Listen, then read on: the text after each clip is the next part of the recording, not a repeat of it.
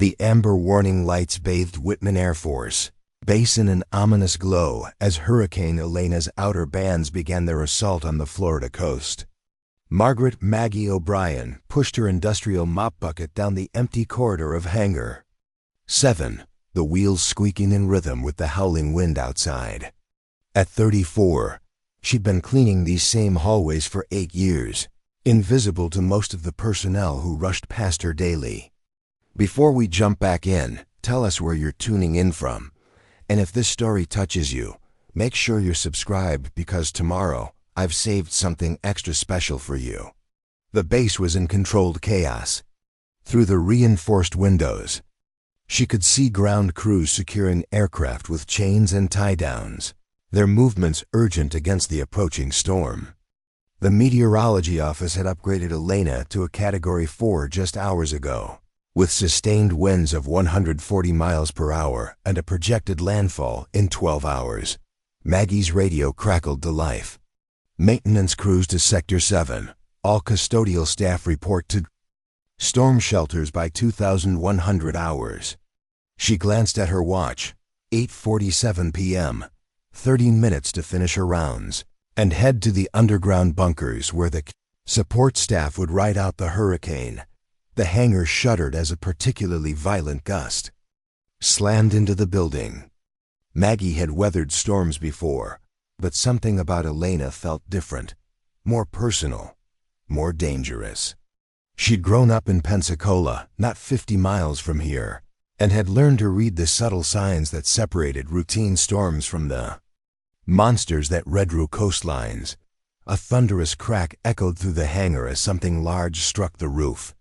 Emergency lighting flickered, casting dancing shadows across the polished concrete floor. Maggie's trained eyes automatically assessed the space for damage. No water intrusion yet, but the storm was still hours from its peak. Her cleaning cart contained the usual supplies: disinfectant, paper towels, trash bags. But hidden beneath the bottom shelf, wrapped in an old maintenance manual, was something that would have surprised anyone who bothered to look. A worn logbook filled with flight hours, weather observations, and aircraft performance notes. 8 years of secretly studying every plane that passed through these hangars. 8 years of watching pilots, listening to briefings, and absorbing everything about military aviation. The radio erupted with urgent chatter. "Tower, this is Blackbird 41, declaring emergency. We have dual engine failure and are requesting immediate landing clearance." Maggie froze, her mop handle gripping tighter in her hands. Blackbird 41 was the call sign for a C-130 Hercules transport aircraft.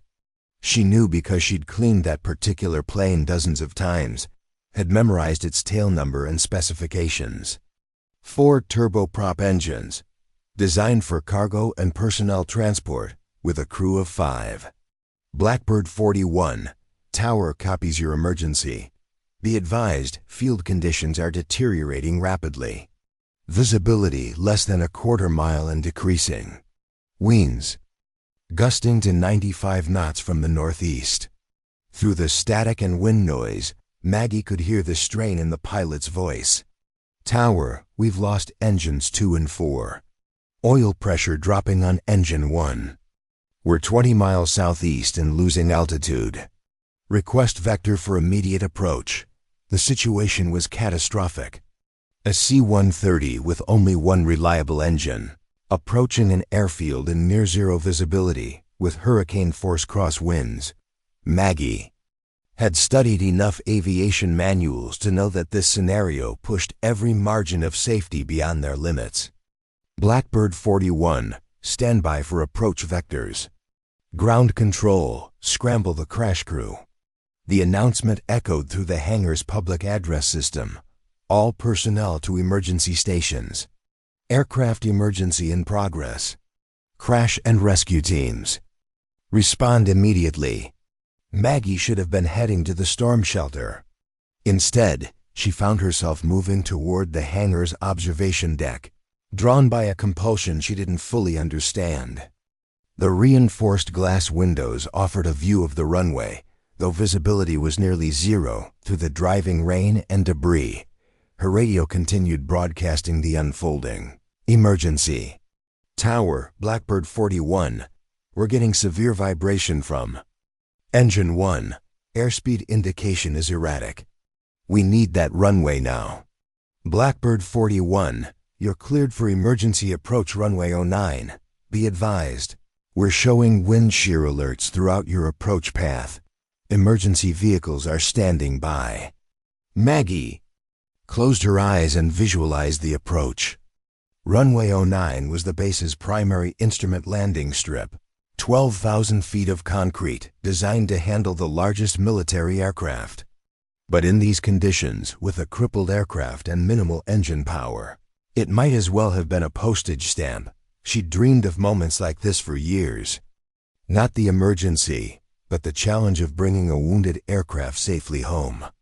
Growing up, she'd spent countless hours at the Pensacola Naval Air Station, watching her father work as an aircraft mechanic. He'd taught her to read the subtle language of engines, the way a turbine sound could reveal its health, the importance of wind patterns and atmospheric pressure. But dreams were one thing. Reality was a 34-year-old woman with a GED and a custodial job, watching through a window as trained professionals dealt with a crisis that would test their skills to the absolute limit. The hangar's main doors suddenly burst open, admitting a figure in a flight suit who ran toward the operations center. Colonel James Mitchell, the base commander, his face grim with concentration. Behind him came Major Patricia Holbrook, the operations officer, and Captain David Reynolds from air traffic. "Control. Status report," Colonel Mitchell barked into his radio. "Sir, Blackbird 41 is a C-130 returning from a medical evacuation mission to Haiti. They lost 2 engines over the Gulf and have been limping home on reduced power. Current weather conditions are beyond minimums for safe landing, but they're low on fuel and have no alternatives." Major Holbrook consulted her tablet. "The nearest alternate airfield is Eglin, but they're reporting similar weather conditions. Hurricane Elena is moving faster than predicted." Maggie found herself edging closer to the operations area, her mop and bucket forgotten. She could see the tension in the officers' faces, the weight of responsibility for the aircraft and its crew. 5 people whose lives depended on decisions being made in the next few minutes. Tower, Blackbird 41. Engine 1 is running rough. We're showing oil temperature in the red. If we lose this engine, we're going to be in dead stick. Dead stick. The aviation term for a powerless aircraft, dependent entirely on momentum and the pilot's skill for survival. In these weather conditions, it would be nearly impossible. Captain Reynolds was coordinating with the control tower. "Sir, visibility is down to less than 200 feet. The instrument landing system is functioning, but with these crosswinds and the aircraft's reduced control authority, the margins are extremely tight." Colonel Mitchell made the decision that every commander dreaded. "Clear all emergency services. To runway 09, notify the hospital to prepare for multiple casualties, and get me a weather update every 60 seconds. Maggie watched the scene unfold with growing dread. She'd studied weather patterns extensively during her years of secret aviation. Education. Hurricane Elena was behaving exactly like Hurricane Carmen, which had devastated this same area in 1974. The wind patterns, the rate of intensification, the erratic movement that made prediction nearly impossible. More importantly, she understood something about the specific aircraft in distress that the operations officers might not have considered. The C-130 model that Blackbird 41 represented had a particular quirk in its electrical systems during severe weather. She'd discovered it while reading technical manuals during her cleaning shifts, cross-referencing maintenance reports with weather data. The thought that she might know something relevant was almost laughable. She was the custodial staff. Her job was to empty trash cans and mop floors, not contribute to flight operations. But as she listened to the radio chatter and watched the growing concern on the officers' faces, Maggie felt a familiar stirring deep in her chest. It was the same feeling she'd had as a child, watching her father troubleshoot complex mechanical problems, the same instinct that had driven her to secretly study aviation for 8 years, accumulating knowledge that no one knew she possessed. Tower, Blackbird 41. We're starting our approach. Gear down, flap set. We're committed. Through the storm-lashed windows, Maggie could see the faint glow of the runway approach lights, barely visible through the rain and flying debris. Somewhere out there, a massive transport aircraft was beginning its descent through one of the most dangerous weather conditions possible. The radio crackled with the measured voice of the air traffic controller. Blackbird 41, you're lined up on final approach. Window 70 at 45, gusting to 70. Visibility 1/8 mile. You're cleared to land. Maggie pressed closer to the window, her heart pounding with a rhythm that matched the hammering rain. She'd never seen a landing in conditions this severe, but she'd studied the theoretical procedures countless times. Everything had to be perfect: airspeed, approach angle, power management, crosswind correction. A single mistake would turn the landing into a catastrophe. The emergency vehicles were positioned along the runway, their red and blue lights creating an eerie kaleidoscope effect through the storm. Fire trucks, ambulances, and rescue equipment stood ready for whatever might happen in the next few minutes. Tower, Blackbird 41. We're experiencing severe turbulence. Airspeed is fluctuating wildly. We're fighting to maintain control. Colonel Mitchell grabbed the radio microphone. Blackbird 41. This is the base commander. You have priority handling. Whatever you need, we'll provide. The response came through static and engine noise. Sir, we're committed to this approach. If we go around, we don't have enough fuel for another attempt.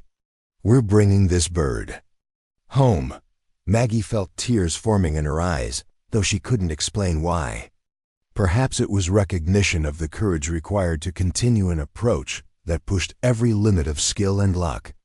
Perhaps it was frustration at being a powerless observer to an event that would define the lives of 5 people she'd never met. Or perhaps it was something deeper. A recognition that everything she'd studied and learned in secret was about to be tested in the most dramatic way possible. Even if she could only watch from the sidelines, the storm seemed to intensify, as if responding to the approaching aircraft. Wind howled through gaps in the hangar structure, and the lights flickered with increasing frequency. Outside, the world had become a chaos of rain, wind, and flying debris that reduced visibility to almost nothing. Preparing and narrating this story took us a lot of time, so if you are enjoying it, subscribe to our channel. It means a lot to us. Now back to the story. Blackbird 41, you're 2 miles out. Maintain heading 090. Be prepared for severe wind shear on short final. Maggie closed her eyes and whispered a prayer she hadn't spoken since childhood. When she opened them, she realized that Colonel Mitchell was looking directly at her. For a moment, their eyes met through the chaos of the emergency response, and she saw something unexpected in his expression. Not dismissal or irritation at her presence, but a kind of weary acknowledgement that some moments required all hands, regardless of rank or position. The radio crackled one final time before the aircraft reached the point of no return. Tower, Blackbird 41.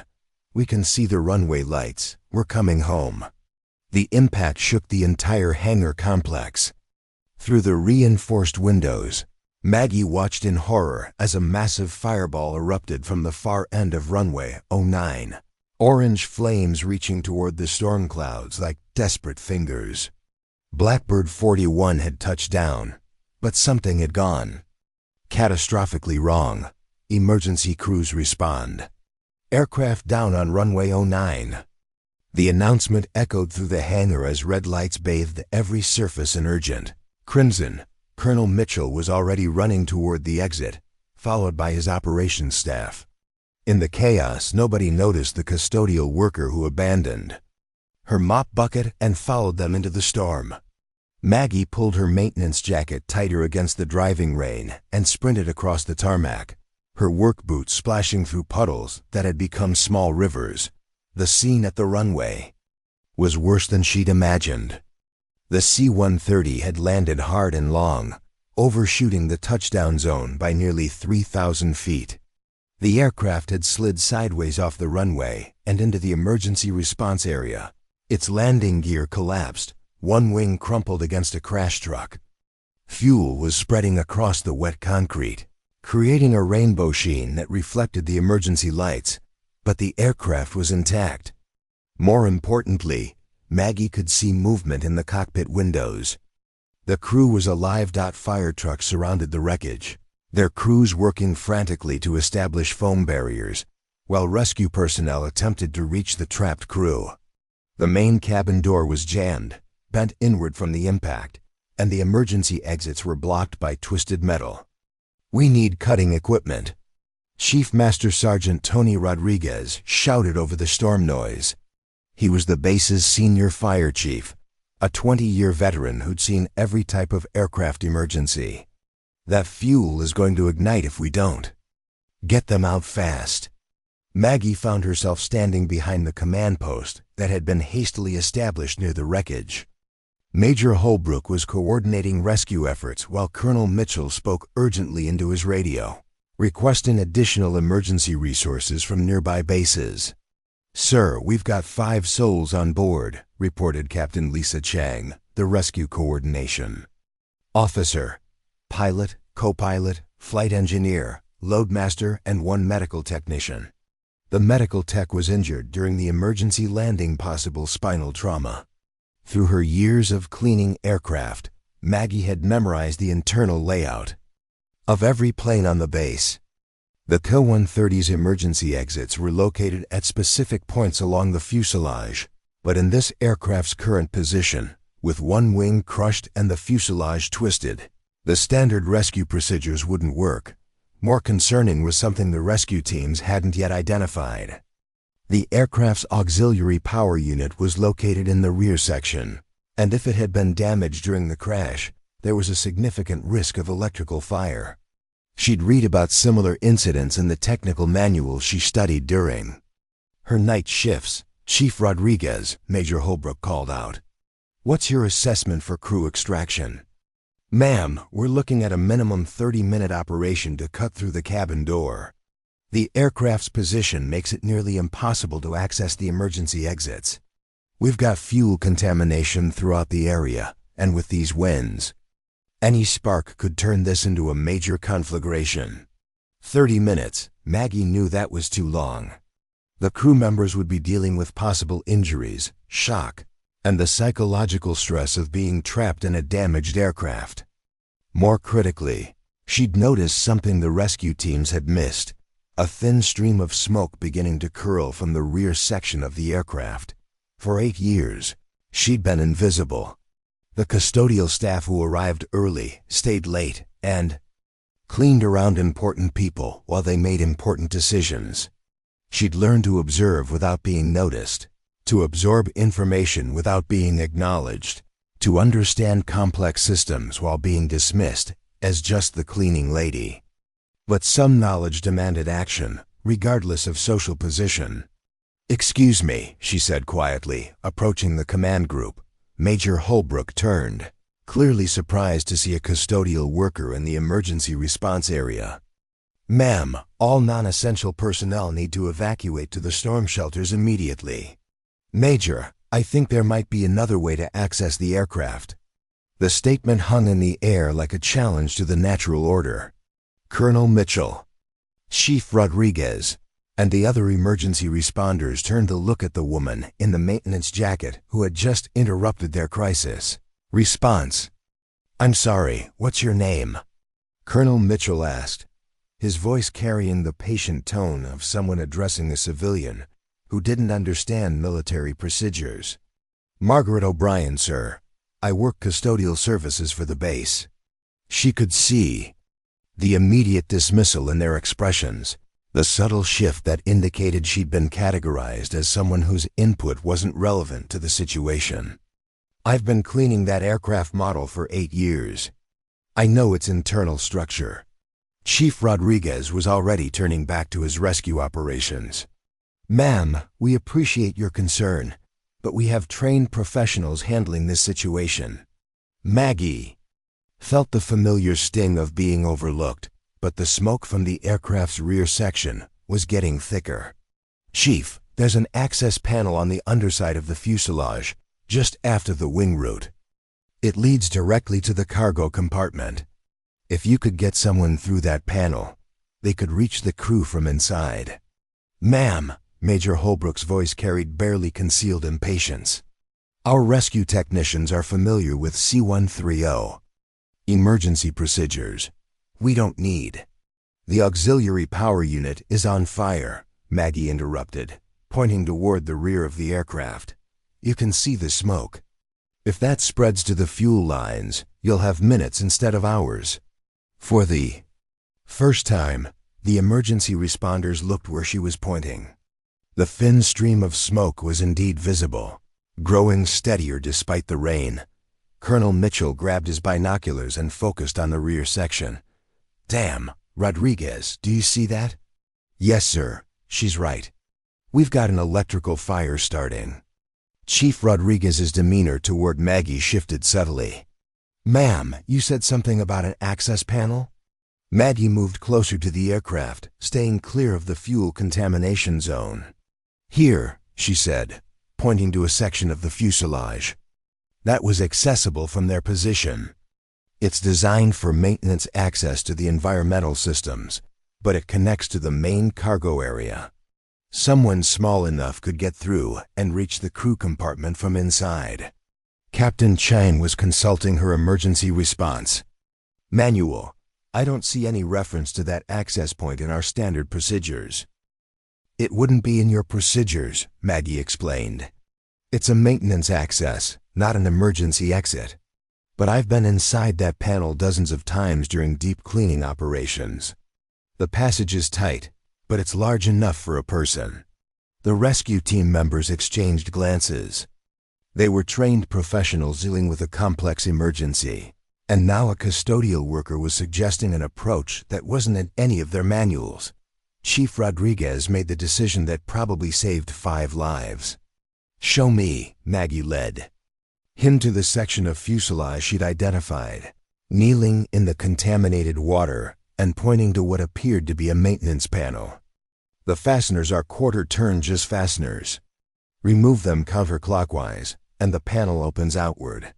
One of Rodriguez's technicians produced the appropriate tool and quickly removed the fasteners.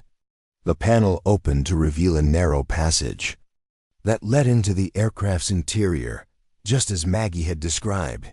How did you know about this? Colonel Mitchell asked, genuine curiosity replacing his earlier dismissiveness. Maggie wiped rain from her face. I read the technical manuals during my shifts, all of them. I've been doing it for years. The admission created an awkward silence. Here was a woman whose job involved emptying trash cans and mopping floors, claiming to have studied complex aircraft systems in her spare time. It challenged assumptions about intelligence, capability, and the value of different types of work. Major Holbrook was the first to respond. What else do you know about this aircraft that might help with the rescue? The crew compartment has emergency oxygen systems that activate automatically during electrical failures. They should be conscious and alert. The main concern will be the medical technician with possible spinal trauma. They'll need to be immobilized before extraction. She pointed to another section of the aircraft. The cargo door actuators are electrically operated, but there's a manual backup system accessible from inside the cargo compartment. If someone can reach those controls, they can open the main cargo door even with power failure. Chief Rodriguez was already organizing his rescue team. Wilson, you're our smallest tech. Think you can fit through that access panel? Firefighter First Class Amy Wilson examined the opening. It's tight but doable. What do I do once I'm inside? Maggie closed her eyes, visualizing the aircraft's interior layout. Move forward about 15 feet until you reach a vertical bulkhead. There's a ladder on the right side that leads up to the crew compartment. The manual cargo door controls are located on the left side of the cargo bay, about chest high, in a red-marked panel. How do you know all this? Wilson asked, echoing everyone's unspoken question. I clean these aircraft regularly. I started reading the technical manuals because I was curious about how they worked. Over the years, I've studied everything: electrical systems, hydraulics, emergency procedures, performance specifications. Maggie's voice carried a quiet confidence that surprised even her. I know more about military aircraft systems than most people realize. The statement hung in the air like a revelation. For years, she'd moved invisibly through the base, dismissed as support staff whose knowledge and capabilities were irrelevant to the serious business of military aviation. Now, in the middle of a crisis, her obsessive study of aircraft systems was proving more valuable than anyone had imagined. Wilson disappeared into the access panel, guided by Maggie's detailed instructions. Within minutes, they heard the mechanical grinding of the cargo door actuators, and the rear loading ramp began to lower. "Outstanding!" Chief Rodriguez exclaimed. "O'Brien, that just saved us 20 minutes of cutting time." But Maggie was focused on the smoke still streaming from the rear section. "Chief, we need to address that electrical fire. The APU fire suppression system should have been activated automatically, but if it didn't, the fire could have spread to the main fuel lines. Our teams are trained for aircraft fire suppression," Rodriguez replied, though his tone was more respectful than dismissive. "Yes, sir, but there's a specific sequence for C-130 electrical fires involving the auxiliary power unit. If you approach from the wrong angle or use the wrong suppressant, you could actually spread the fire to the wing fuel tanks." Colonel Mitchell was watching this exchange with growing amazement. "O'Brien, where exactly did you learn about aircraft fire suppression procedures?" "The same place where I learned everything else, sir. Technical manuals, maintenance procedures, emergency response protocols. I read them during my cleaning shifts when the hangars are empty." She paused, then added with quiet pride, "I've probably read more aircraft technical documentation than most of the pilots on this base." The rescue operation continued with Wilson and 2 other technicians, working inside the aircraft to stabilize and extract the injured crew members. Under Maggie's guidance, the fire suppression team approached the APU, fire from the correct angle, and successfully contained the electrical blaze before it could spread. As the last crew member was loaded into an ambulance, Major Holbrook approached. "Maggie, O'Brien, I owe you an apology. Your knowledge of that aircraft probably saved those crew members' lives." "Just doing what needed to be done, ma'am." "No," Colonel Mitchell interjected, joining the conversation. "What you did went far beyond your job description. You demonstrated expertise that most of our technical staff would envy." Maggie felt a strange mix of pride and uncertainty. For years, she'd accumulated knowledge in secret, driven by curiosity and a deep love of aviation that she'd never been able to express professionally. Tonight, that knowledge had mattered in ways she'd never imagined. "Colonel, if I may ask," she said carefully, "what happens now? With the runway closed and the storm intensifying, how will the base handle aircraft operations?" Mitchell consulted his watch. "We've got 2 more aircraft scheduled to arrive before dawn. Both are carrying critical supplies for Hurricane Elena relief operations. With runway 09 contaminated and closed, we'll have to divert them to alternate airfields." Maggie understood the implications immediately. Diverting aircraft meant delays in relief supplies reaching areas devastated by the hurricane. It meant additional fuel costs, extended crew duty times, and potential safety risks at less equipped airfields. "Sir, what about runway 14? It's shorter, but it should be able to handle C-130 operations if the winds cooperate. Colonel Mitchell looked at her with renewed interest. O'Brien, runway 14 hasn't been used for C-130 operations in over 2 years. The approach lighting system is partially inoperative, and the instrument landing system hasn't been certified for that runway. Yes, sir, but the runway surface is in good condition, and the length is adequate for C-130 operations at reduced weight, if the weather improves enough to allow visual approaches. She trailed off, realizing she was suggesting operational procedures to a base commander. But Colonel Mitchell wasn't dismissing her input. Continue, he said. Sir, I've been tracking weather patterns for Hurricane Elena since yesterday. Based on the movement and structure, I believe we'll have a window of improved conditions between 406:00 hours. Not ideal flying weather, but possibly sufficient for experienced crews to conduct visual approaches to runway 14. Major Holbrook was consulting her tablet. Colonel, the meteorology office hasn't issued any forecast for improved conditions. Ma'am, with respect, Maggie said, I've been studying weather patterns as they relate to aircraft operations for several years. Hurricane Elena is following a pattern very similar to Hurricane Carmen in 1974. If the historical precedent holds, we should see a temporary improvement in visibility and wind conditions in the pre-dawn hours. The statement created another moment of stunned silence.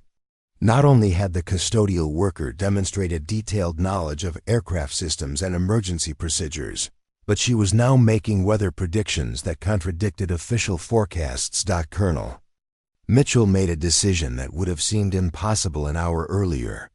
O'Brien, I want you to report to the operations center. I need to understand exactly what you know about aircraft operations and weather analysis. As they walked back toward the hangar, Maggie felt the weight of years of hidden knowledge finally being acknowledged.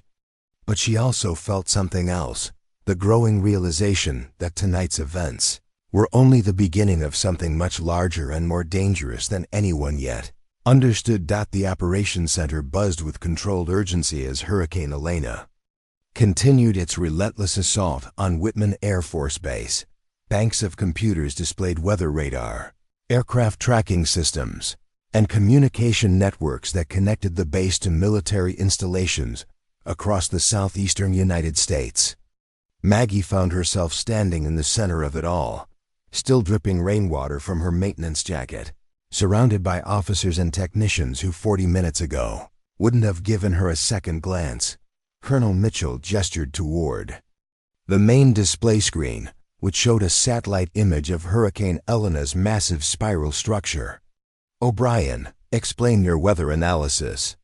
Why do you believe conditions will improve in the next few hours when our meteorology office is predicting continued deterioration? Maggie approached the display with the careful confidence of someone who'd spent years studying data in solitude. Sir, Hurricane Elena's eye-wall structure is asymmetric, with the strongest convection concentrated in the northeastern quadrant. Based on the storm's forward speed and the interaction with an upper-level trough system approaching from the west, the eye should pass approximately 30 miles north of our position. She traced patterns on the satellite image with her finger. When that happens, we'll experience the backside of the storm, which typically brings a temporary reduction in wind speed and improved visibility as the rain bands become more scattered. Major Holbrook was cross-referencing Maggie's analysis with official forecasts on her tablet. The National Hurricane Center isn't predicting any significant improvement until after 1,000 hours. Ma'am, the NHC forecasts are designed for general public safety over large geographic areas. They don't account for the specific microclimatic effects that occur at individual locations. Maggie's voice carried quiet authority.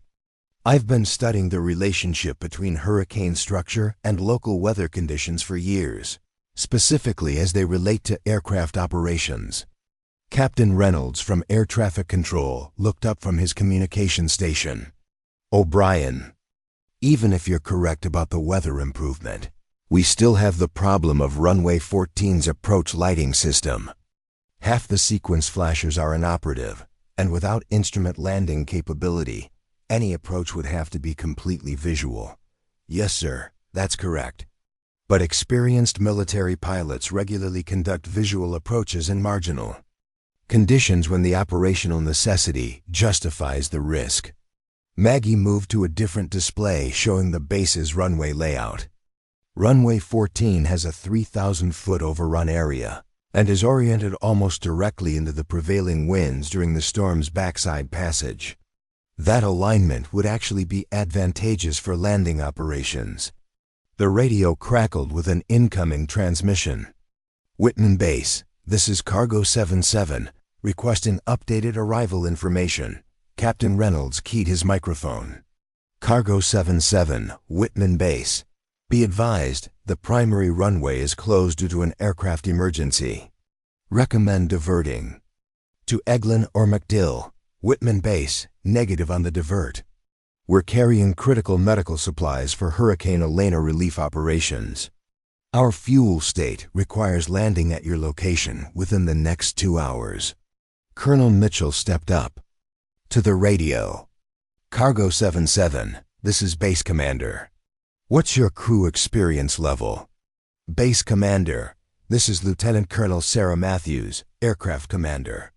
I have 4,800 hours in C-130 aircraft, including extensive special operations experience. My co-pilot has 2,200 hours. We're qualified for all-weather operations. Maggie felt a surge of recognition. Lieutenant Colonel Matthews was legendary among transport pilots, known for conducting missions in some of the world's most challenging conditions. If anyone could execute a visual approach to runway 14 in marginal weather, it would be Matthews and her crew. Sir, Maggie said quietly to Colonel Mitchell, Lieutenant Colonel Matthews has the experience to handle a visual approach if the weather window opens, as I predict. Major Holbrook overheard. O'Brien, you're talking about risking a multi-million-dollar aircraft and its crew based on your weather analysis. What if you're wrong? The question hung in the air like a challenge. Maggie understood the implications perfectly. If she was wrong about the weather improvement, if the conditions didn't improve enough to allow visual approaches, she would be responsible for advising operations that could result in another aircraft. Emergency or worse, but she also understood something else. The medical supplies on Cargo 77 were desperately needed in areas where Hurricane Elena had already caused significant damage. Diverting the aircraft meant delays that could cost lives in communities already devastated by the storm. Ma'am, I've been studying hurricane weather patterns for 8 years. I've tracked 17 major storms and analyzed their effects on local conditions. My predictions have been accurate within 15-minute windows in every case I've documented. Documented? Colonel Mitchell asked. Where? Maggie hesitated. She was about to reveal the extent of her secret studies, the detailed records she'd kept of weather observations, aircraft performance data, and operational analysis. Sir, I've maintained personal logs of weather conditions, aircraft operations, and their correlation for my entire time at this base. I have detailed records of every significant weather event and its effects on flight operations. Chief Master Sergeant Rodriguez, who had followed them in from the rescue operation, spoke up. Colonel, in the past hour, O'Brien's knowledge has been 100% accurate. She knew about the access panel, the emergency procedures, and the APU fire suppression requirements. Maybe we should listen to her weather analysis. The operations center fell silent except for the constant chatter of radio communications and the sound of rain against the reinforced windows. Everyone present understood they were facing a decision that went far beyond standard operating procedures. They were being asked to trust the expertise of someone whose knowledge had been hidden and unrecognized for years. Lieutenant Colonel Matthews' voice came through the radio again. Whitman Base, we're currently holding at 8,000 feet, 30 miles south of your position. Fuel state is becoming critical. We need landing clearance within the next hour. Colonel Mitchell looked at the weather displays, then at Maggie. O'Brien, if I authorize an approach to runway 14, based on your weather prediction, can you provide specific timing for when conditions will be most favorable? Maggie studied the satellite imagery and radar data for a moment, performing calculations she'd practiced hundreds of times during her solitary studies. Sir, based on the storm's current movement and structure, optimal conditions should occur between 0415 and 0445 hours. During that window, we should see winds diminish to 25 to 35 knots with gusts to 45, visibility improving to 3/4 of a mile, and scattered rain showers instead of continuous precipitation. That's very specific, Major Holbrook observed. Yes, ma'am. Hurricane behavior follows predictable patterns when you understand the atmospheric dynamics involved. The interaction between Elena's circulation and the approaching upper level system will create a temporary stable area that will pass directly over our location. Captain Reynolds was monitoring additional radio traffic. Colonel, we've got another problem. Cargo 82 is also requesting landing clearance. They're carrying emergency generators and water purification equipment for disaster relief operations. The situation was becoming more complex by the minute. 2 aircraft carrying critical relief supplies, both requiring landing clearance at a base with only one operational runway that lacked proper approach lighting and instrument landing capability. What's the crew experience on Cargo 82? Colonel Mitchell asked. Sir, this is Captain Michael Torres, aircraft commander. I have 1,800 hours in C-130 aircraft. My co-pilot has 950 hours. Maggie immediately recognized the difference in experience levels. Captain Torres was a competent pilot, but his experience was significantly less than Lieutenant Colonel Matthews. More importantly, his voice carried a tension that suggested he was already being challenged by the current weather conditions. Colonel, Maggie said carefully, Captain Torres has less experience with marginal weather operations. If we're going to attempt approaches to runway 14, Lieutenant Colonel Matthews should land first. Her approach can serve as a real-time assessment of conditions for the second aircraft. Major Holbrook was consulting approach charts for runway 14. Even with improved weather, we're still talking about visual approaches with minimal ground references. The approach lighting system has been partially inoperative for 6 months. Ma'am, there's a solution to that problem. Maggie moved to a diagram of the runway complex. The base maintenance vehicles have high-intensity floodlights. If we position them along the approach path, they can provide visual references for pilots conducting visual approaches. Chief Rodriguez was familiar with the maintenance equipment. We've got 6 vehicles with floodlight arrays. They're designed for night maintenance operations, but they could work for approach lighting. The spacing would be critical, Maggie continued. Position them at 500-foot intervals along the approach path, beginning 2,500 feet from the runway threshold. That would give pilots visual references for both alignment and glide path. Captain Reynolds was making notes. O'Brien, you're describing a makeshift approach lighting system. That's not covered in any operational procedures. No, sir, it's not. But I've studied the principles of visual approach systems, and I understand the sight picture requirements for C-130 approaches. The floodlights would provide sufficient visual references for experienced pilots to conduct safe approaches. Colonel Mitchell was weighing the options. Standard procedures called for diverting aircraft when primary runways were unavailable and weather conditions were below minimums. But standard procedures didn't account for critical relief supplies needed in disaster areas, or for custodial workers who possessed encyclopedic knowledge of aircraft systems and weather patterns. O'Brien, he said finally, I need you to understand something.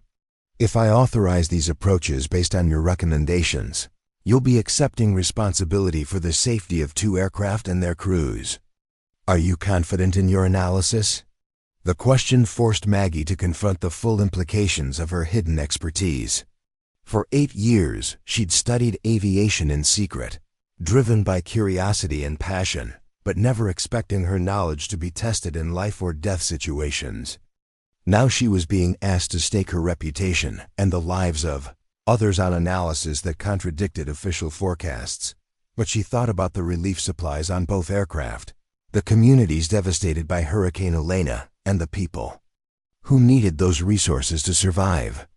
She thought about the years of careful study, the weather patterns she'd tracked, and the confidence she'd built through disciplined observation and analysis. "Yes, sir, I'm confident in my analysis." The radio interrupted with urgent traffic. "Whitman Base, this is Rescue 3-1. We're requesting emergency landing clearance. We have multiple critically injured civilians on board from Hurricane Rescue." Operations. The situation had just become even more complex. 3 aircraft now required landing clearance, including one with medical emergency passengers. The pressure on everyone in the operations center intensified as the scope of the challenge expanded beyond simple flight operations to life-saving missions. "Rescue 3-1, what's your crew experience and fuel state?" Colonel Mitchell asked. "Base Commander, this is Major Patricia Williams. I have 3,200 hours in various aircraft including 800 hours in C-130s. We have approximately 45 minutes of fuel remaining and are carrying 6 civilians with serious injuries requiring immediate medical attention." Maggie quickly processed the new information. 3 aircraft, different experience levels, varying urgency of missions, and all dependent on the weather window she'd predicted. The margin for error had essentially disappeared. "Colonel," she said quietly, "we need to sequence the approaches based on both crew experience and mission urgency. Major Williams has moderate C-130 experience and medical emergency passengers. Lieutenant Colonel Matthews has the most experience. Captain Torres has the least experience but is carrying critical relief supplies. Recommended approach sequence?" Major Holbrook asked. Maggie studied the situation like a chess problem, considering all variables. "Lieutenant Colonel Matthews. First, to assess actual conditions and provide real-time weather reports. Major Williams second, taking advantage of the best conditions while handling the medical emergency. Captain Torres third, with the benefit of 2 previous approaches to reference for his less experienced crew." The logic was sound, but it required perfect timing and flawless execution. More importantly, it required Maggie's weather prediction. To be absolutely accurate, Colonel Mitchell made the decision that would test everything she'd learned in 8 years of secret study. "All aircraft, this is Base Commander. We're going to attempt sequential approaches to runway 14, beginning at 0415 hours. Stand by for detailed briefing." As the operations center prepared for the most challenging flight operations in the bases. Recent history, Maggie felt the weight of responsibility settling on her shoulders. In the next hour, her years of hidden expertise would either save lives and critical missions or result in disasters that would haunt her forever. At 0347 hours, the operations center at Whitman Air Force Base had transformed into something resembling a space mission control center. Banks of monitors displayed real-time weather data, aircraft positions, and runway status information. Radio chatter filled the air as coordination efforts intensified between air traffic control, ground crews, and the 3 aircraft holding. In deteriorating weather conditions. Maggie stood before the main tactical display, a detailed map showing the positions of all 3 aircraft overlaid with weather radar data. Her maintenance jacket had been replaced with a borrowed flight suit that bore no rank insignia, making her the only person in the room whose authority came purely from demonstrated knowledge rather than military hierarchy. "Current conditions," Captain Reynolds announced, reading from the latest weather observation. "Winds 060 at 42 knots, gusting to 58, visibility 1/4 mile in heavy rain and blowing debris, ceiling 200 feet, obscured." Those conditions were still well below the minimums required for any approach to runway 14. But Maggie's analysis showed they were improving exactly as she'd predicted. The satellite imagery revealed Elena's eyewall structure beginning to show the asymmetric characteristics that would signal the approaching weather window. Lieutenant Colonel Matthews' voice crackled through the radio with characteristic calm. Professionalism, Whitman Base, Cargo 77. Fuel state now critical. We need approach clearance within the next 20 minutes, or we'll be forced to execute emergency landing procedures. The implications were clear. If Matthews couldn't land at Whitman within 20 minutes, she'd have to attempt an emergency landing wherever she could find suitable terrain. In the middle of a hurricane, with limited fuel and carrying critical medical supplies, the outcomes would likely be catastrophic. Colonel Mitchell turned to Maggie. "O'Brien, your weather window is supposed to begin in 28 minutes.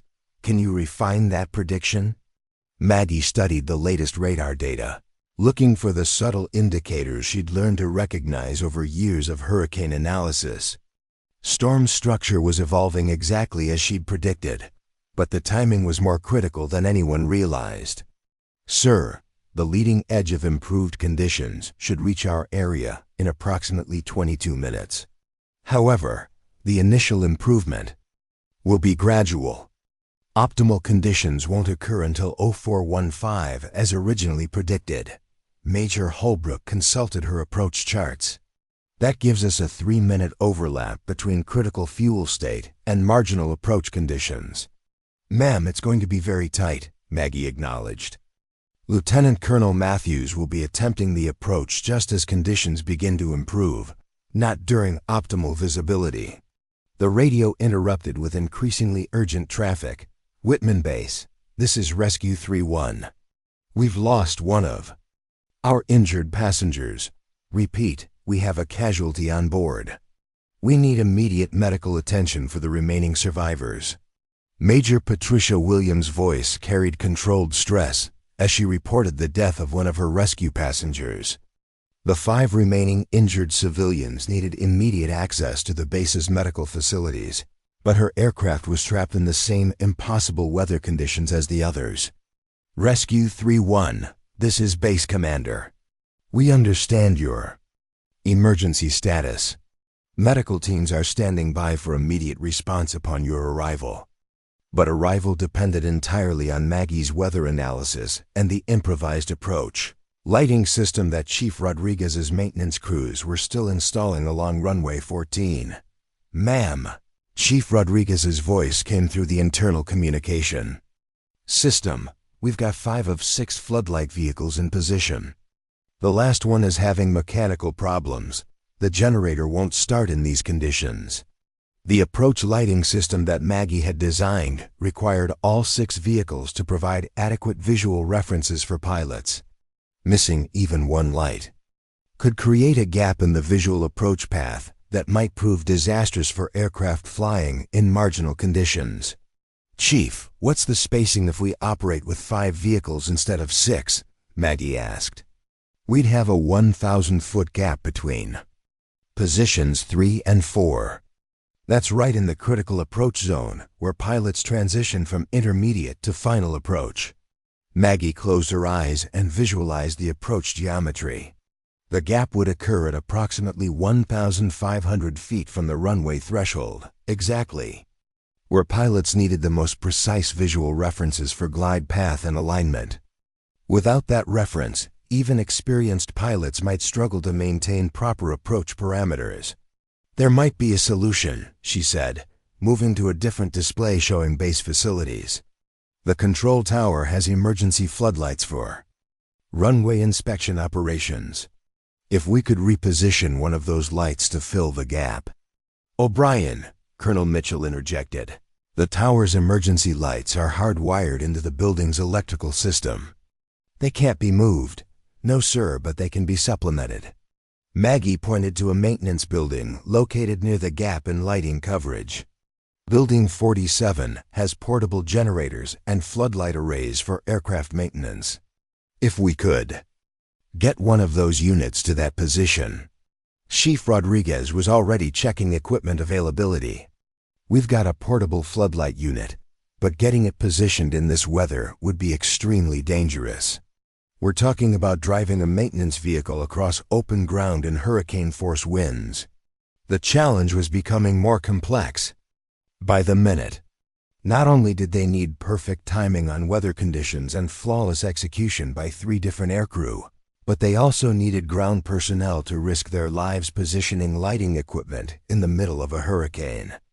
"I'll do it," Maggie said quietly. The operations center fell silent except for the constant radio chatter and weather monitoring equipment. Everyone present understood what she'd just volunteered for, driving a maintenance vehicle across exposed terrain in winds that could easily flip trucks, all to position a floodlight that might mean the difference between successful landings and multiple disasters. "Absolutely not," Colonel Mitchell responded immediately. "O'Brien, you're not qualified to operate base maintenance vehicles. And even if you were, I'm not sending civilian personnel into hurricane conditions for equipment positioning." "Sir, with respect, I am qualified." Maggie's voice carried quiet determination. "I've been operating base maintenance equipment for 8 years. Forklifts, ground support vehicles, even the runway sweepers. It's part of custodial operations that nobody notices." Major Holbrook looked up from her communication station. "O'Brien, even if you're qualified to operate the equipment, driving across open ground in these wind conditions is essentially suicide." "Ma'am, I've studied the base terrain extensively. There's a route from Building 47 to the lighting position that follows natural windbreaks, the maintenance road system that runs behind the aircraft revetments. The wind exposure would be minimal for most of the route." She moved to a detailed base map and traced the route she'd identified. "Here along this maintenance road, behind the protective berms, then a short dash across open ground to the final position. Total exposure time would be less than 2 minutes." Captain Reynolds was monitoring weather conditions. "O'Brien, we're showing sustained winds of 45 knots with gusts to 65 in the area you'd need to traverse. That's well beyond safe operating limits for any ground vehicle." "Yes, sir, but it's not beyond survival limits for short-duration exposure. And the alternative is attempting aircraft approaches with inadequate visual references." The mathematics of the situation were becoming clear to everyone present. 3 aircraft carrying critical cargo and injured personnel, all dependent on visual approaches to a runway with improvised lighting. Missing even one light could result in approaching disasters that would cost lives and destroy millions of dollars worth of aircraft and supplies. Colonel Mitchell was facing a decision that went far beyond standard military protocols. He was being asked to authorize a civilian custodial worker to risk her life positioning equipment for flight operations that were already pushing every margin of safety. "O'Brien," he said carefully, "I need you to understand something. If I authorize this mission, you'll be entirely on your own out there. Emergency response teams can't reach your position in these conditions. If something goes wrong—" "Sir, I understand the risks." Maggie's voice carried absolute conviction. "But I also understand what happens if those aircraft can't land safely. Lieutenant Colonel Matthews is carrying medical supplies for hurricane relief operations. Major Williams has injured civilians who need immediate treatment. Captain Torres has water purification equipment that could save hundreds of lives." She paused, looking around the operations center at the faces of military professionals who'd come to respect her expertise. "I've spent 8 years studying every aspect of flight operations at this base. I know these aircraft, these procedures, and these weather conditions better than anyone realizes. If there's a chance my actions could save those missions, I have to take it." The radio crackled with Lieutenant Colonel Matthews' voice, now carrying undeniable urgency. "Whitman Base, Cargo 77. Fuel state is now at an emergency level. We need immediate approach clearance, or we'll be conducting off-field emergency landing procedures. Emergency landing procedures meant attempting to land on whatever terrain Matthews could find in hurricane conditions. With critical relief supplies on board and minimal fuel remaining, the survival chances for her crew and mission were essentially zero.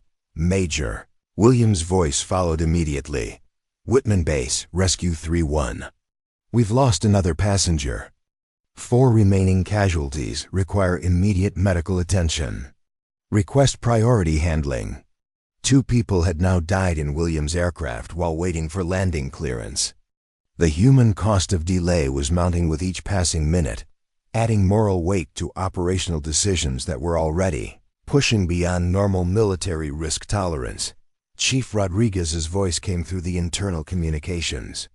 Colonel, I've got the portable floodlight unit loaded and ready.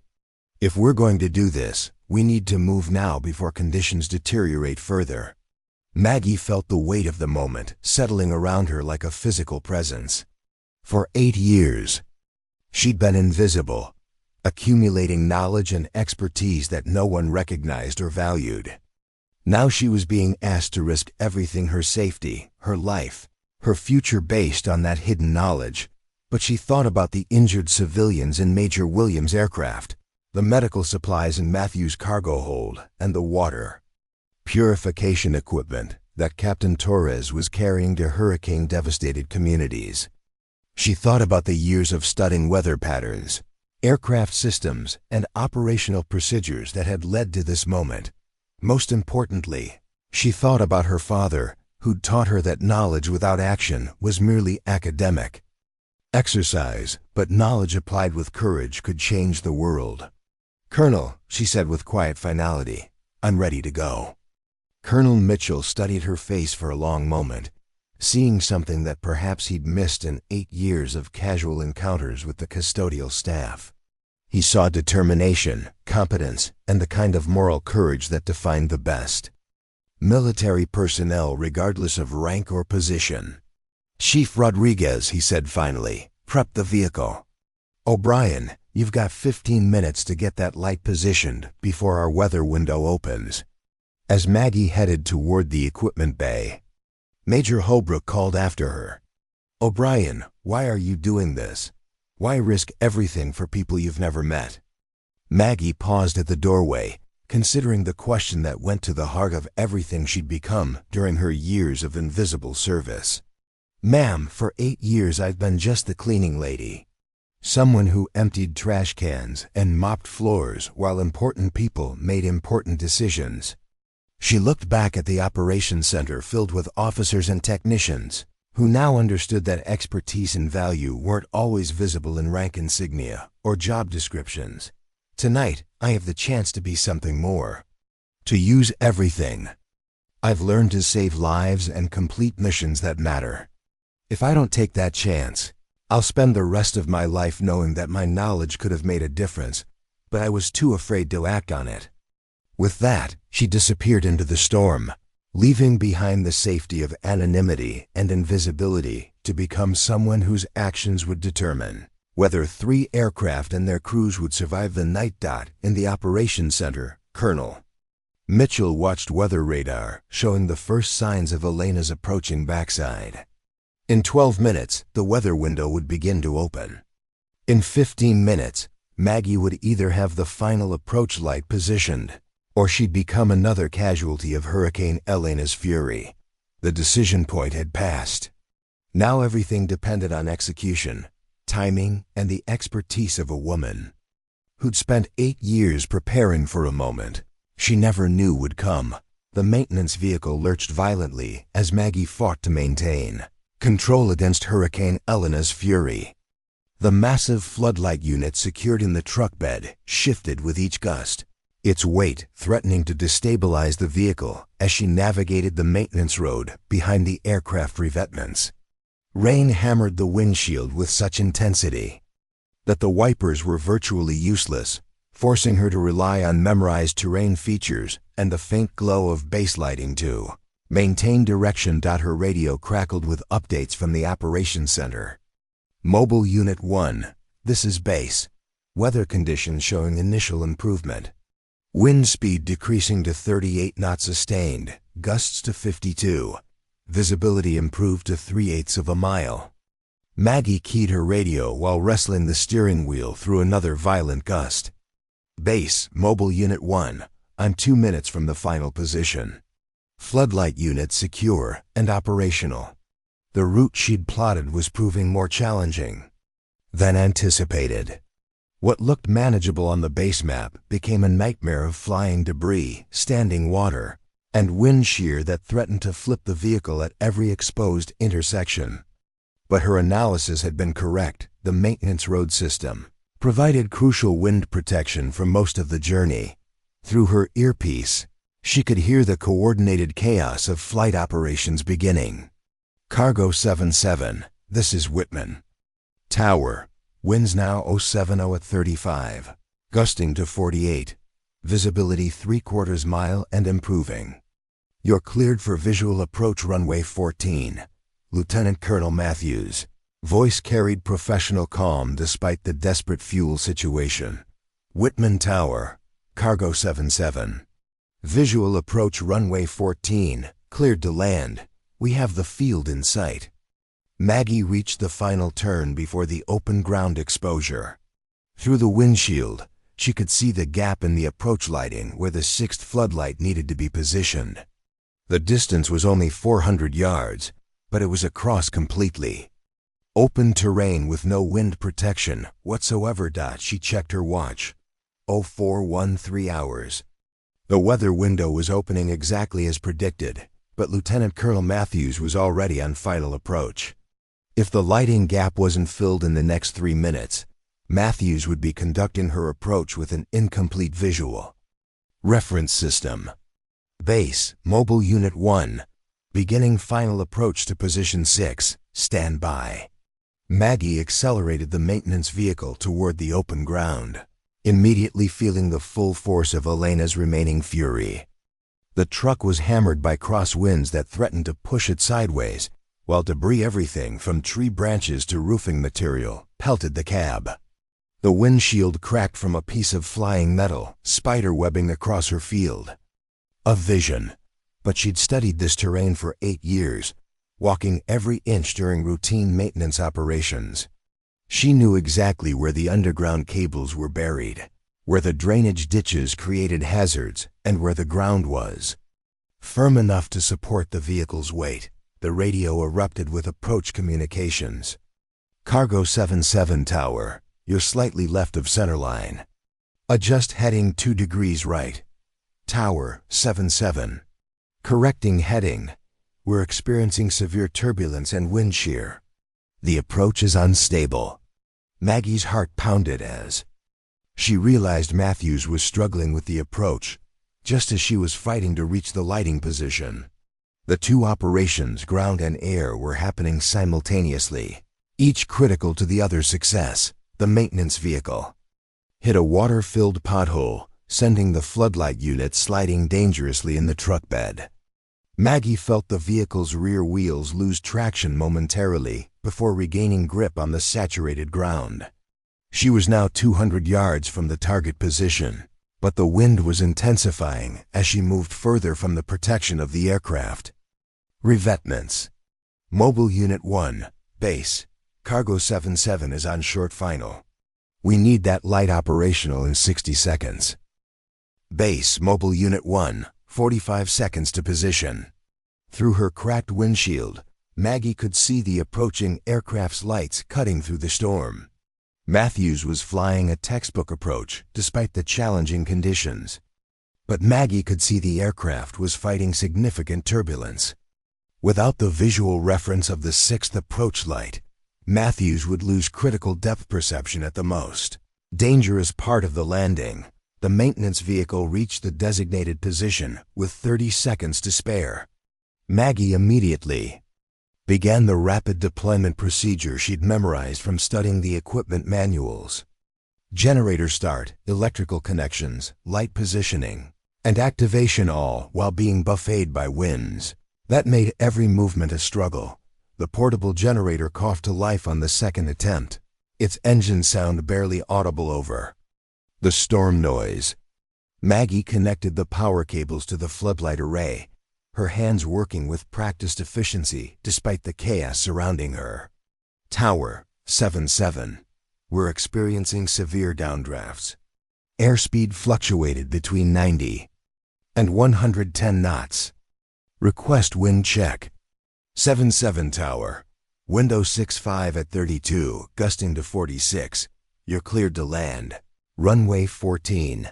Maggie activated the floodlight array, and brilliant white light cut through the storm, creating the visual reference point that Matthews desperately needed. Through the rain and wind, she could see the C-130's landing lights approaching the runway threshold. Base Mobile Unit 1. Position 6 light is operational. Approach lighting system complete.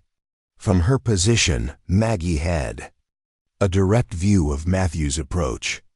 The C-130 was fighting turbulence and wind shear, but the aircraft was tracking properly toward the runway centerline.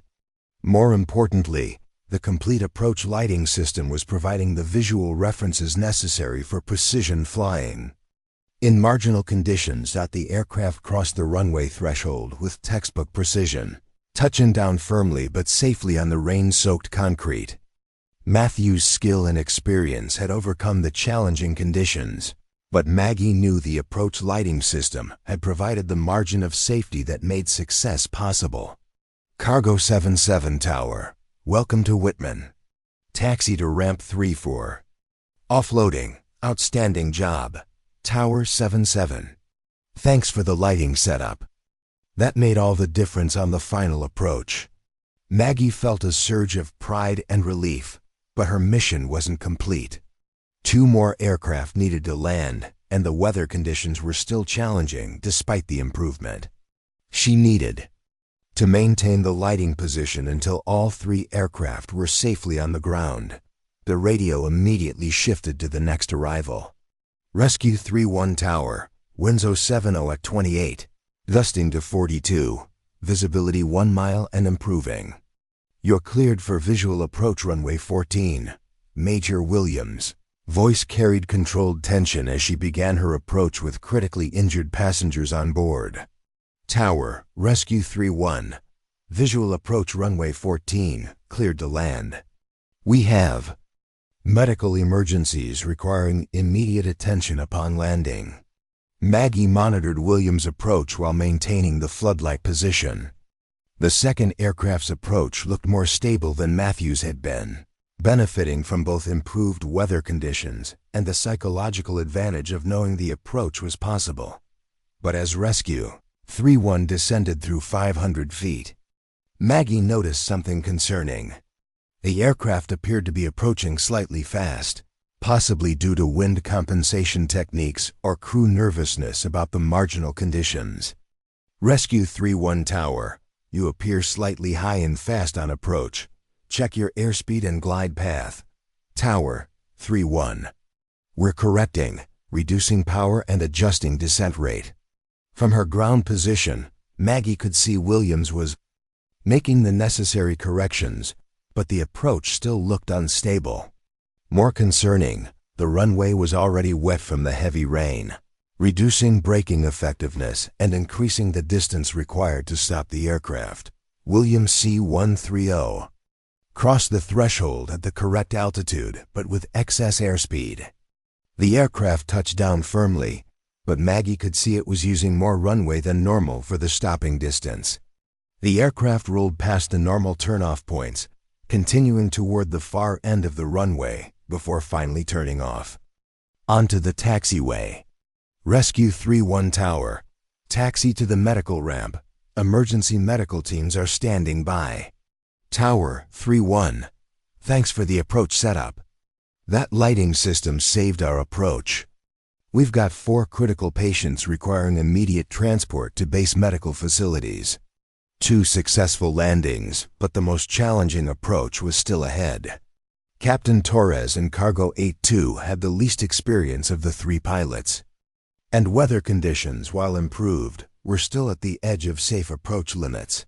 Cargo 82 Tower. winds 075 at 25, gusting to 38, visibility 1¼ miles.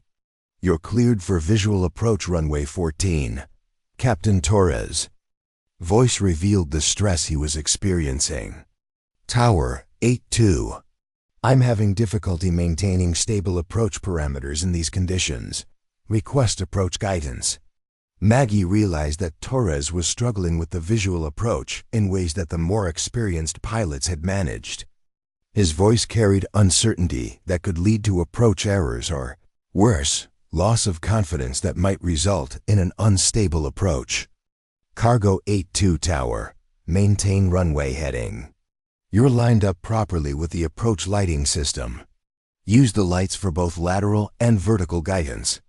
But Torres was clearly having difficulty interpreting the visual references.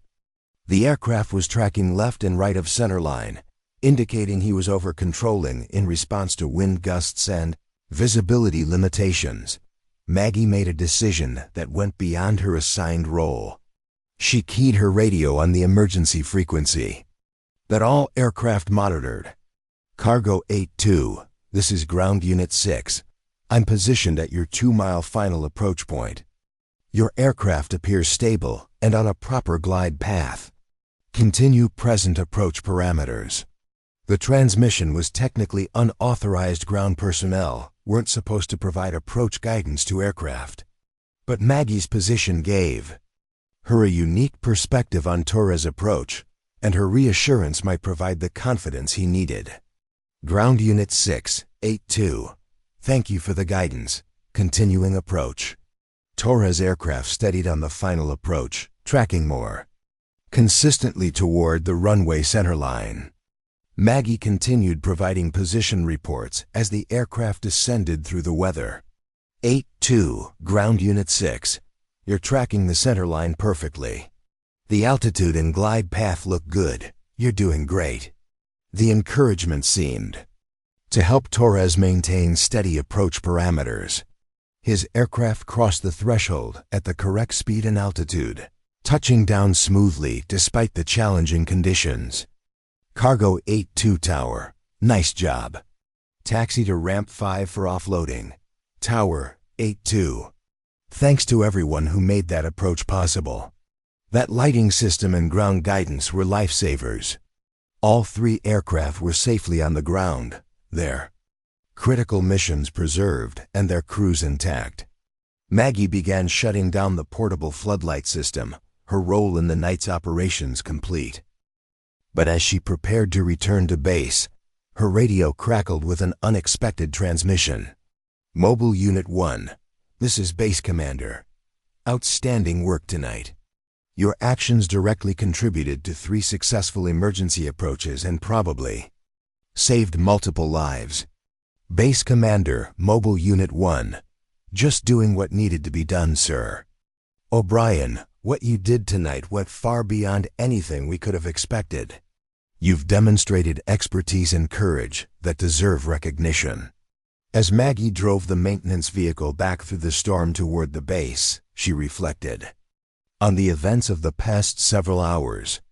She'd begun the evening as invisible custodial staff, someone whose knowledge and capabilities were unknown and unrecognized. Now, she was returning as someone who played a critical role in emergency flight operations, whose expertise had been tested under the most demanding conditions and proven accurate. More importantly, she'd found the courage to act on knowledge she'd accumulated in secret, risking everything to help save lives and complete critical missions. The storm was beginning to show signs of weakening as Hurricane Elena moved inland. But the challenges at Whitman Air Force Base were far from over. 3 aircraft needed to be offloaded, injured civilians required medical treatment, and critical relief supplies had to be distributed to hurricane-affected areas. But for the first time in 8 years, Maggie O'Brien was no longer just a custodial worker who happened to know about aviation. She was someone whose expertise had been recognized, tested, and proven under the most demanding circumstances possible. The execution phase was complete.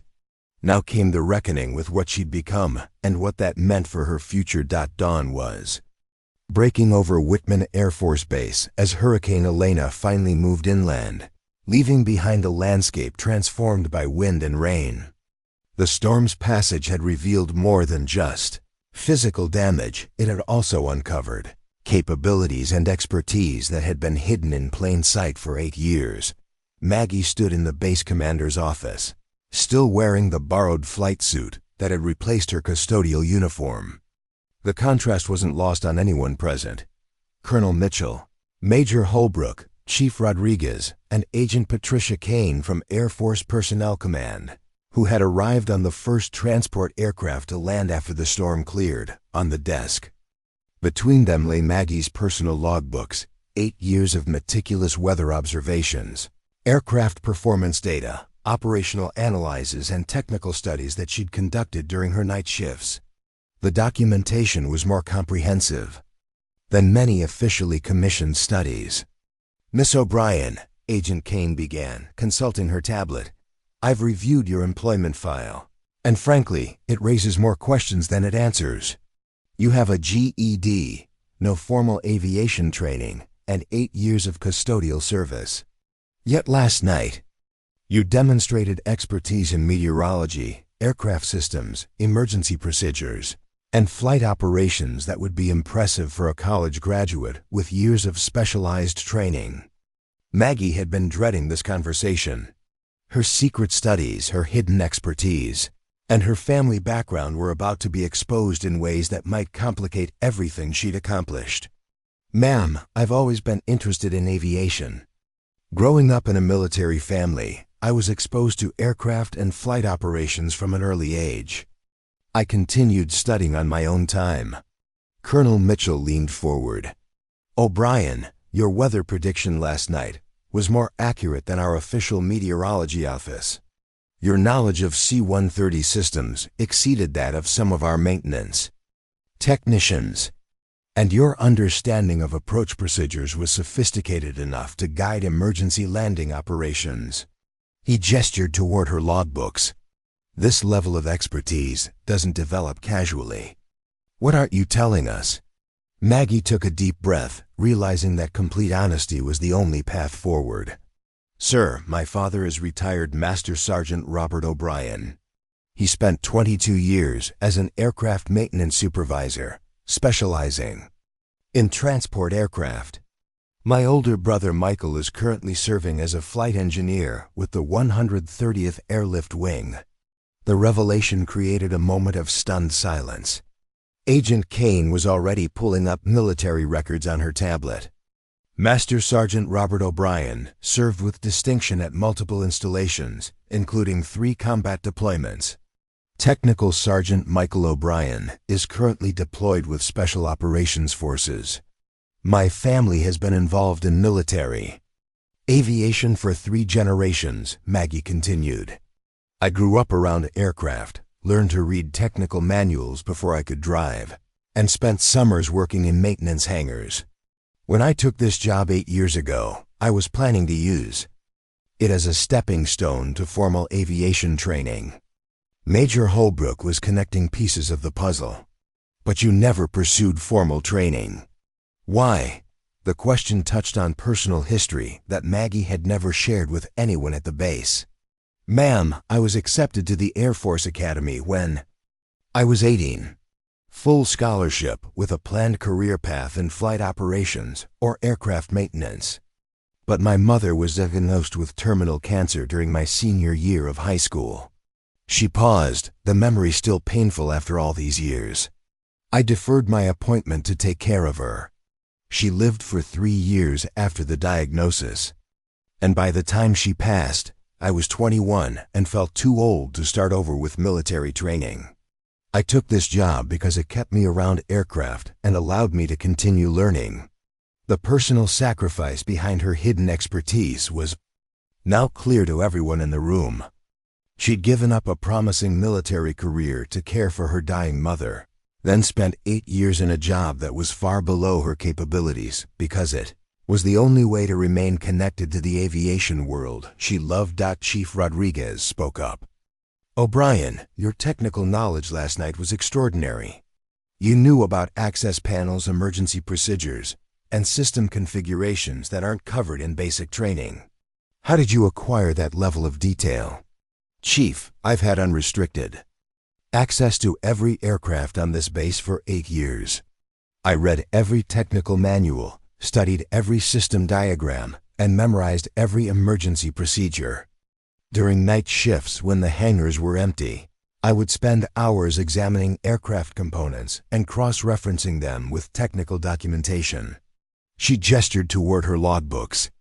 I documented everything: weather patterns, aircraft, performance observations, maintenance issues I noticed during cleaning operations. Over time, I developed a comprehensive understanding of how these aircraft operate under various conditions. Agent Kane was reviewing Maggie's family military records. Miss O'Brien, both your father and brother have classified security clearances related to their aviation specialties. Were you ever exposed to classified information through family discussions? The question was crucial. If Maggie had gained her knowledge through unauthorized access to classified information, her actions the previous night could be viewed as security violations rather than heroic expertise. No, ma'am. Everything I learned came from unclassified technical manuals, publicly available weather data, and direct observation of aircraft operations. My family members are very strict about operational security. They never discussed classified information at home. Colonel Mitchell was studying her personnel file. O'Brien, your supervisor evaluations have been consistently excellent for 8 years. You're described as reliable, thorough, and knowledgeable about base operations. But no one ever identified your technical expertise. Sir, I kept my studies private because I didn't want to seem like I was overstepping my role. Custodial staff aren't expected to understand aircraft systems or weather analysis. I was concerned that revealing my knowledge might be seen as presumptuous or inappropriate.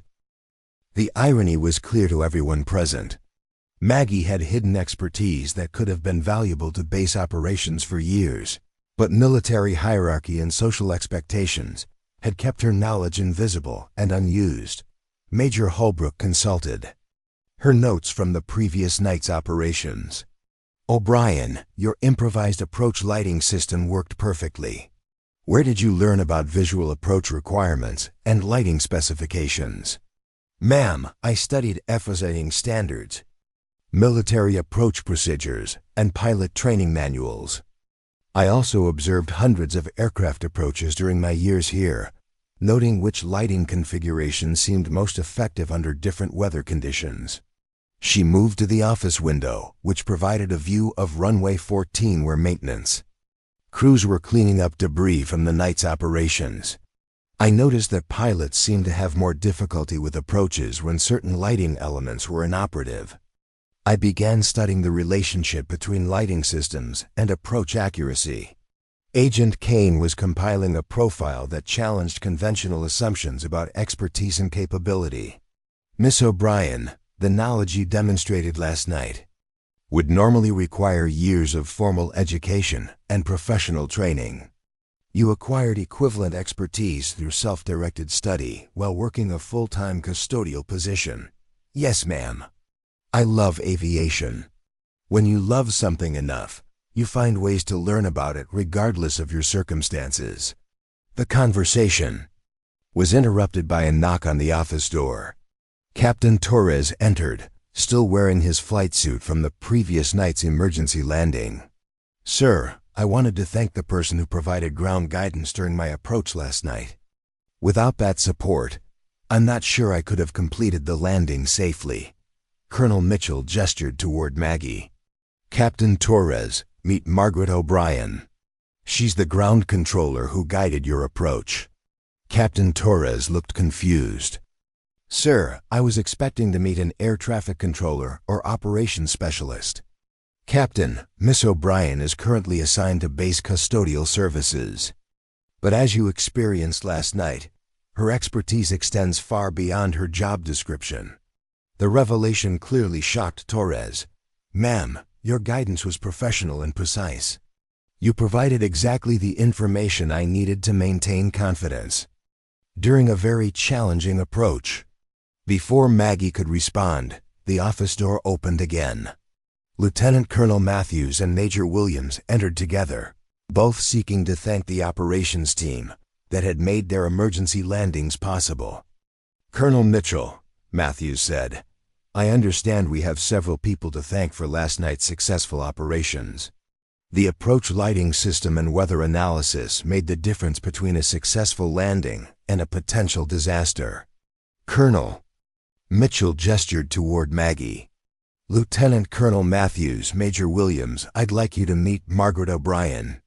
She designed the approach lighting system, provided the weather analysis that determined landing windows, and coordinated ground support for all three approaches."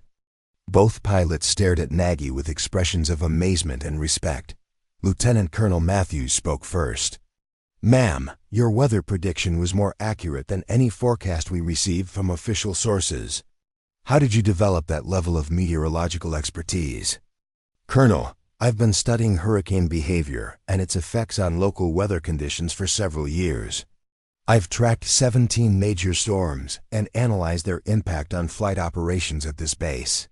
Major Williams was equally impressed. "Miss O'Brien, the approach lighting system you designed provided perfect visual references for our emergency approach. That kind of technical knowledge typically requires specialized training in aviation lighting systems." "Ma'am, I studied approach lighting requirements and visual reference standards, then adapted available equipment to meet those requirements under emergency conditions." The three pilots exchanged glances, clearly struggling to reconcile Maggie's demonstrated expertise with her custodial position. Finally, Captain Torres voiced what they were all thinking. "Ma'am, with your level of knowledge and proven capabilities, why aren't you working in flight operations or aircraft maintenance?" The question hung in the air, highlighting the disconnect between Maggie's abilities and her employment situation. Agent Kane answered before Maggie could respond. "Captain, Miss O'Brien's situation illustrates something important about how we identify and utilize expertise within military organizations. Sometimes our most knowledgeable people are working in positions that don't reflect their true capabilities." "Colonel," Mitchell was reaching conclusions that would reshape how the base approached personnel utilization. "O'Brien, I'm going to ask you directly. Would you be interested in transitioning to a position that better utilizes your technical expertise?" The question that Maggie had dreamed of for 8 years was finally being asked. But the answer was more complicated than anyone realized. "Sir, I'm honored by the offer, but I need to consider several factors. I'm 34 years old, which might limit some training opportunities. I have family responsibilities that affect my flexibility. And honestly, I'm not sure how my unconventional background would be received in formal aviation positions." Agent Kane was already researching options. "Miss O'Brien, the Air Force has several programs for recognizing and utilizing non-traditional expertise. Prior learning assessment programs can provide academic credit for knowledge gained through experience. Direct appointment programs allow exceptional individuals to enter specialized positions without traditional career progression." Major Holbrook was thinking through operational implications. "O'Brien, your knowledge of base aircraft and weather patterns could be extremely valuable in flight operations. We could use someone with your analytical capabilities and institutional knowledge." But the most significant revelation was yet to come. Chief Rodriguez was reviewing maintenance records on his tablet when he made a discovery that surprised everyone. "Colonel, I've been cross-referencing O'Brien's employment dates with our aircraft maintenance records. In the past 8 years, aircraft that were regularly cleaned by O'Brien have had significantly fewer mechanical issues and faster problem identification than those cleaned by other custodial staff." He showed his tablet to the group. "The correlation is statistically significant.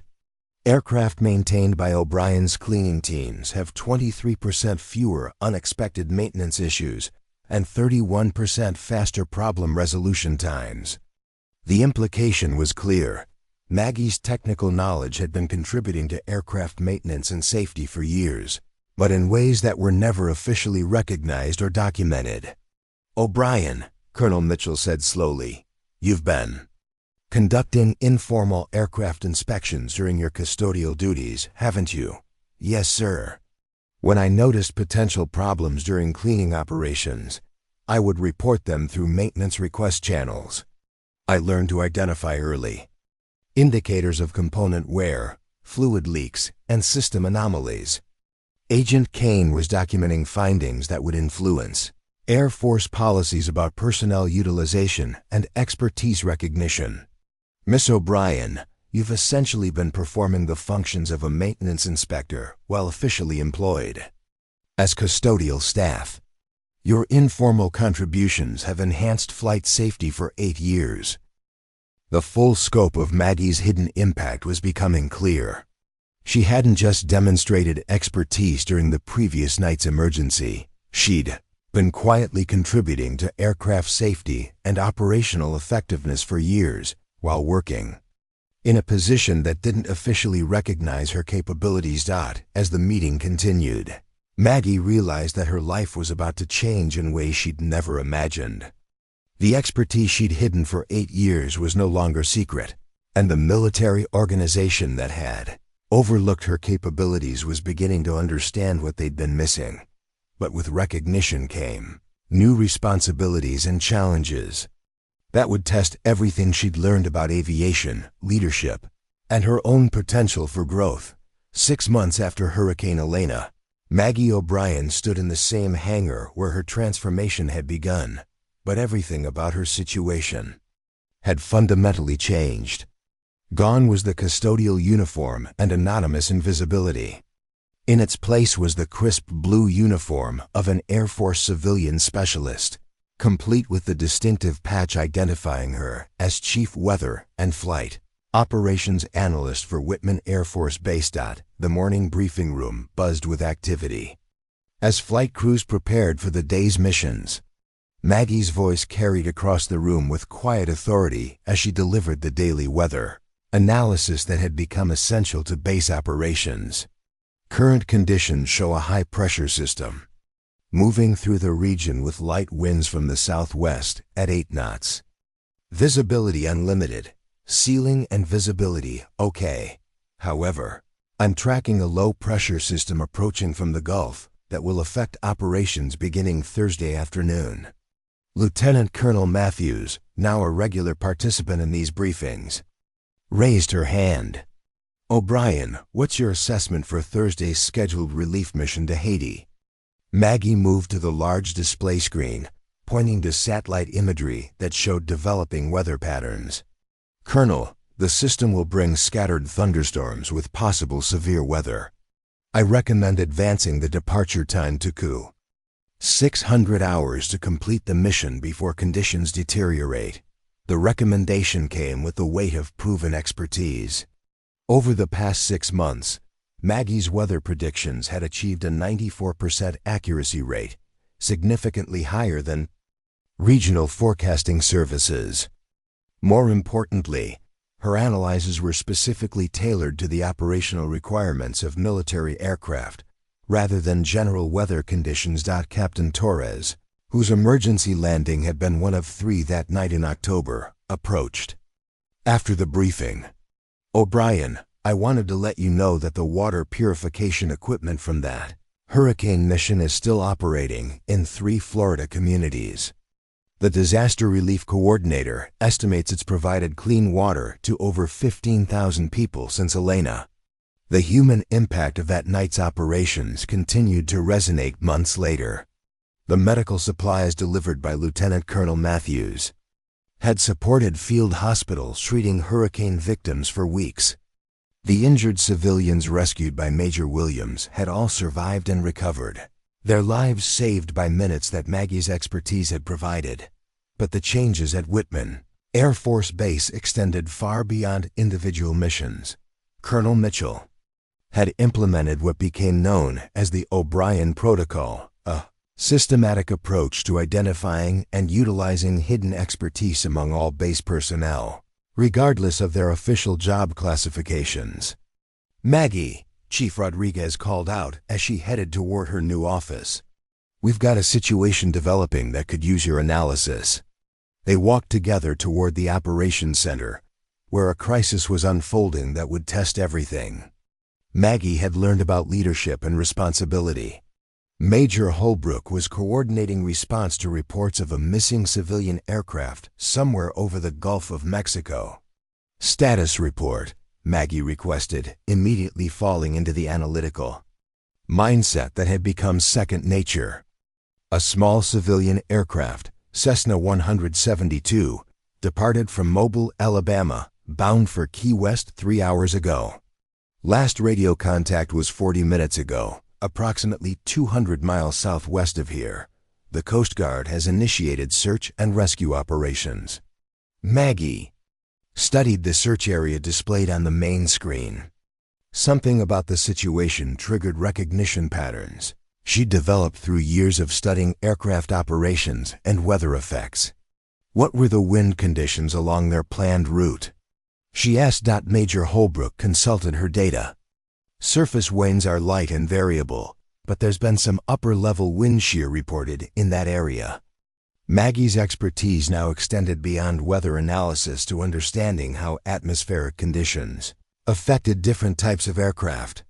A small civilian plane like a Cessna 172 would be much more susceptible to wind shear and turbulence than the military transport aircraft she'd originally studied. Major, I need to see the pilot's experience level and the aircraft's equipment configuration. The information revealed concerning details. The pilot was relatively inexperienced with only 150 hours total flight time, and the aircraft was equipped with basic instruments but no advanced navigation or weather detection equipment.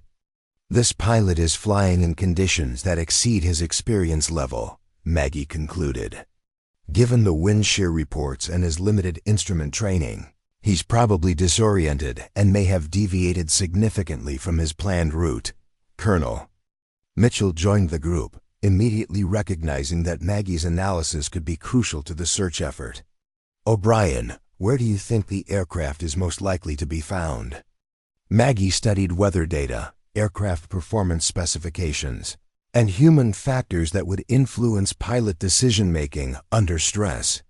Her analysis drew on everything she'd learned about aviation, but also on intuitive understanding developed through years of observing how pilots responded to challenging situations.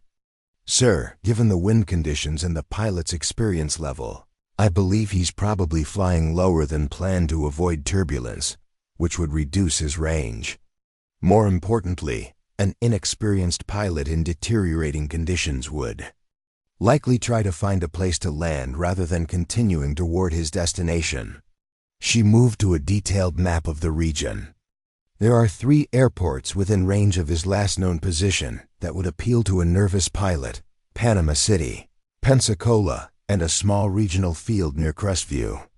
But given his fuel state and probable deviation from course, I think he's most likely heading for the Crestview field. The analysis was based on understanding both aircraft performance and human psychology expertise that Maggie had developed by combining technical knowledge with years of observing pilot behavior under stress. That's outside the current search area, Major Holbrook noted. Yes, ma'am, but it's where I would go if I were a low-time pilot dealing with unexpected weather and navigation challenges. Colonel Mitchell made the decision to expand the search area based on Maggie's analysis. Within 30 minutes, Coast Guard aircraft reported finding the missing Cessna safely landed at the Crestview Airport, exactly where Maggie had predicted. The pilot was uninjured but had indeed become disoriented by wind conditions and had diverted to the nearest airport when his navigation became uncertain. As the successful search conclusion was reported throughout the operations center, Maggie felt a familiar sense of satisfaction. But this time, it came with official recognition and the knowledge that her expertise was being used to its full potential. Agent Kane from Air Force, Personnel Command had returned to Whitman for a follow-up evaluation of the changes implemented. Since Hurricane Elena, she found Maggie in her new office, reviewing weather patterns for the following week's training schedule. "Miss O'Brien, I wanted to discuss the broader implications of your situation here at Whitman. Your transition from custodial services to flight operations analyst has been remarkably successful, but it's also highlighted some important issues about how the military identifies and utilizes talent." Maggie looked up from her analysis work. "Ma'am, I've been thinking about that as well. How many other people are working in positions that don't reflect their true capabilities? That's exactly the question that's driving policy discussions. At the Pentagon, your case has become a catalyst for examining how we assess personnel potential and match people with appropriate positions." Agent Kane consulted her notes. "The O'Brien Protocol that Colonel Mitchell implemented here has identified 17 base personnel with expertise or interests that extend significantly beyond their current roles. 3 have been transferred to positions better suited to their capabilities, and 5 others are receiving additional training to expand their contributions." The ripple effects of Maggie's transformation were creating opportunities for others who had been working below their potential. But the changes weren't limited to Whitman Air Force Base. "Miss O'Brien, your story has been documented as a case study in personnel utilization. Military installations throughout the Air Force are implementing similar assessment programs to identify hidden expertise among their staff." The institutional learning was gratifying, but Maggie was more interested in practical applications than policy recognition. "Ma'am, what about the people who are identified through these programs? Are they getting opportunities to use their knowledge? That's where your example becomes particularly important. You've demonstrated that expertise gained through non-traditional paths can be just as valuable as formal education and training. Your success is opening doors for others with similar backgrounds." The conversation was interrupted by a communication from the flight line. "Ma'am, we've got an aircraft with mechanical issues requesting priority landing. They're asking for weather analysis and runway recommendations." Maggie immediately switched to operational mode.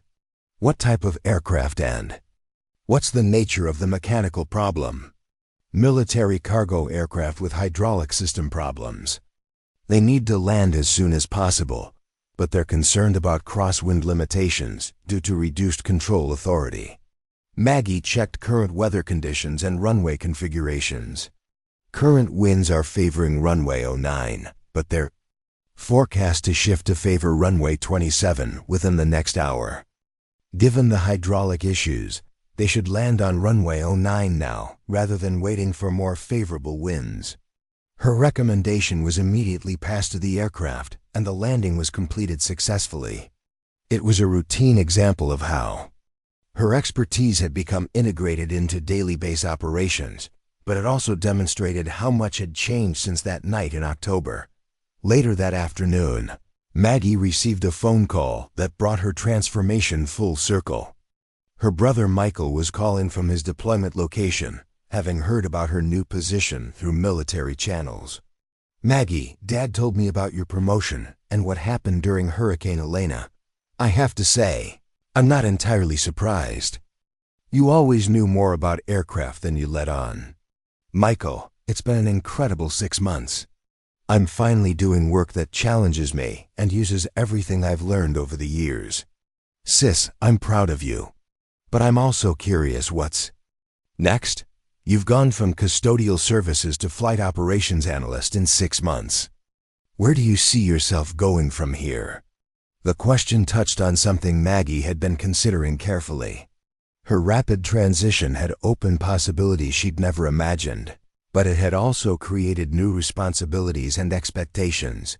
"Michael, I'm thinking about pursuing formal education to complement my practical experience. The Air Force has offered to support degree programs in meteorology or aviation management. I'm also interested in developing training programs to help other people transition from support roles to technical positions. Her brother's response carried the pride of a military family that understood the value of service and expertise. "Maggie, whatever you decide to do, you've already proven that talent and dedication can overcome any obstacles. Mom would be incredibly proud of what you've accomplished." As the day shift ended, Maggie walked through the same hangars where she'd spent 8 years as invisible custodial staff. But now aircraft maintenance personnel consulted with her about weather effects on equipment. Pilots sought her analysis for mission planning, and operations officers included her in strategic discussions about base capabilities. The transformation was complete, but the implications were still unfolding.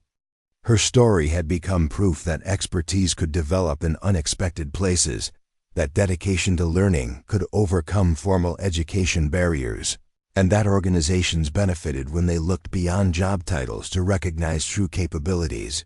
Standing in Hangar 7, where Hurricane Elena had first tested her knowledge, Maggie reflected on the journey from invisible support staff to recognized expert. The mop bucket and cleaning supplies were gone, replaced by meteorological instruments and flight planning computers. But the essential qualities that had driven her transformation, curiosity, dedication, and the courage to act on knowledge remained unchanged. Her radio crackled with a routine call from the control tower. "Base weather, this is Tower. Request updated forecast for tonight's training operations. Tower, base weather. Conditions will remain favorable for all training operations. Winds light and variable, visibility unlimited. Perfect flying weather." As she delivered the routine forecast, Maggie smiled at the irony. 8 years ago, she would have been cleaning these same facilities while the important people made the important decisions. Now she was one of the people providing critical information that shaped those decisions. The custodial worker who had taught herself aviation had become the aviation expert who had once been a custodial worker. But more importantly, she had proven that expertise, dedication, and courage could transform not just individual lives, but entire organizational approaches to recognizing and utilizing human potential. In the distance, aircraft engines wound up for evening training flights there, sounds carrying across the base like a familiar song. For the first time in 8 years, Maggie O'Brien heard those sounds not as an observer dreaming of participation, but as an integral part of the operations that kept those aircraft safely in the sky. They had called her just a janitor, but she had become something much more, a reminder that expertise could emerge from anywhere, that dedication could overcome any obstacle, and that sometimes the most important person in the room was the one nobody had been paying attention to. Reality was that expertise, once revealed, could never be hidden again. And in that reality, Maggie O'Brien had found her true calling. Up next, you've got 2 more standout stories right on your screen. If this one hits the mark, you won't want to pass these up. Just click and check them out. And don't forget to subscribe and turn on the notification bell so you don't miss any upload from us.